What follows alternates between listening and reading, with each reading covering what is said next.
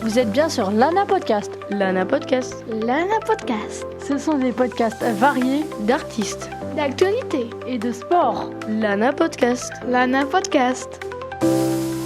Bonjour à toutes et à tous, c'est Lana sur Radio Laser et aujourd'hui on est parti pour un nouveau podcast. Aujourd'hui je vais vous parler d'un musée, c'est le plus visité au monde, le plus grand au monde en superficie et avec le plus de tableaux. On va bien sûr parler du musée du Louvre, il se situe à Paris en France. Avant de parler de quelques tableaux qu'il contient et d'autres choses sur le musée, je vais vous parler de son histoire. Car avant d'être un musée, il avait d'autres fonctions. Le musée du Louvre, fondé en 1793, trouve ses origines en 1190 lorsque le roi Philippe Auguste ordonna la construction d'une forteresse pour protéger Paris. Au fil des siècles, le château du Louvre a évolué et s'est considérablement agrandi.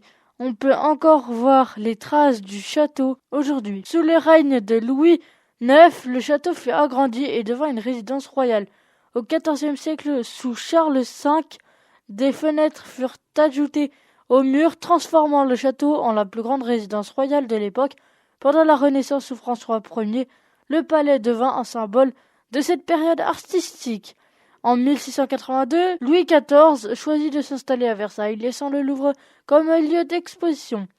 La Révolution française apporta un changement significatif en 1791. Un décret dédia le Louvre aux arts et en 1793, il ouvrit ses portes en tant que musée avec une exposition de 537 peintures, principalement des œuvres royales et des biens confisqués à l'église. Le musée connut des périodes de fermeture et de réouverture, notamment entre 1796 et 1801, en raison de problèmes structurels. Sous Napoléon, il fut rebaptisé Musée Napoléon et sa collection s'enrichit. Après la défaite de Napoléon, de nombreux objets furent restitués à leurs propriétaires. Au fil des ans, le musée a continué d'évoluer et d'accueillir des œuvres d'art, atteignant aujourd'hui plus de 500 000 œuvres en réserve, avec environ 30 000 exposées dans ces 9 départements. Le Louvre est donc un symbole de l'histoire et de la culture française. Maintenant que je vous ai parlé de l'histoire du Louvre, je vais vous présenter le musée et en faire une description. Le Louvre est donc situé à Paris, sur la rive droite de la Seine, dans le premier arrondissement de Paris.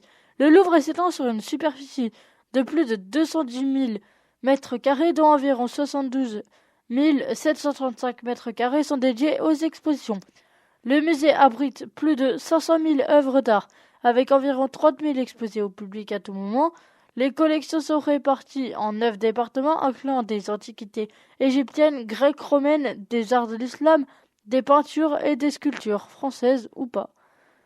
Chaque salle du musée raconte une partie de l'histoire de l'humanité à travers l'art. L'une des additions les plus emblématiques est la pyramide du Louvre, conçue par l'architecte Léo Ming-Pei et inaugurée en 1989. Cette pyramide sert d'entrée principale au musée. On peut trouver 2 autres petites pyramides à côté de la grande pyramide. Elles sont situées dans la cour Napoléon. Le Louvre accueille près de 9 millions de visiteurs chaque année, avec 8,7 millions de visiteurs enregistrés en 2024. À présent, je vais vous parler des tableaux. Commençons par les tableaux plus célèbres. Tout d'abord, il y a la Joconde, Mona Lisa, créée par Léonard de Vinci, peinte au début du XVIe siècle. Quand on observe le tableau, on a l'impression qu'elle nous fixe. Mais son sourire a un vrai mystère. La peinture mesure 77 cm de haut et 53 cm de large. Léonard de Vinci a utilisé la technique du sfumato, qui consiste à superposer de fines couches de peinture pour créer des transitions délicates entre les couleurs et les ombres, donnant ainsi un effet de flou et de profondeur. La Joconde a-t-elle déjà été volée ? Eh bien oui. En 1911, au Louvre, par un employé du musée nommé Vincenzo Perugia. Elle a été retrouvée 2 ans plus tard en Italie et est retournée à sa place au Louvre. Parlons maintenant du tableau de la liberté guidant le peuple d'Eugène Delacroix. Le tableau a été peint en 1830 pour commémorer les événements de la Révolution de juillet 1830 en France, qui ont conduit à l'abdication du roi Charles X. Delacroix a voulu capturer l'esprit révolutionnaire et la lutte contre la liberté à travers cette œuvre. La liberté guidant le peuple mesure 260 cm de haut et 325 cm de large. C'est une œuvre monumentale imposante par sa taille et son impact visuel. Parlons maintenant de la Vénus de Milo. Cette sculpture grecque antique représente la déesse Aphrodite, admirée par son élégance et la beauté de ses proportions. Découverte sur l'île de Milos en 1120, elle est devenue une icône de l'art antique. Elle mesure environ 2,2 mètres de haut. Elle est en marbre. C'est Alexandros d'Antioche qui l'a créée. Parlons maintenant du sacre de Napoléon. Ce tableau est immense et intéressant à regarder. Il a été peint par Jacques-Louis David. Ce tableau monumental illustre le couronnement de Napoléon Ier en 1804. David, peintre officiel de l'Empire, a représenté la scène avec une grande précision et un souci du détail impressionnant. Mesurant environ 6,21 mètres de haut sur 9,79 mètres de large. C'est l'une des plus grandes toiles du musée. Je vous ai dit les œuvres célèbres et principales. Je vous rappelle que dans le musée, il y a 403 salles. C'est énorme.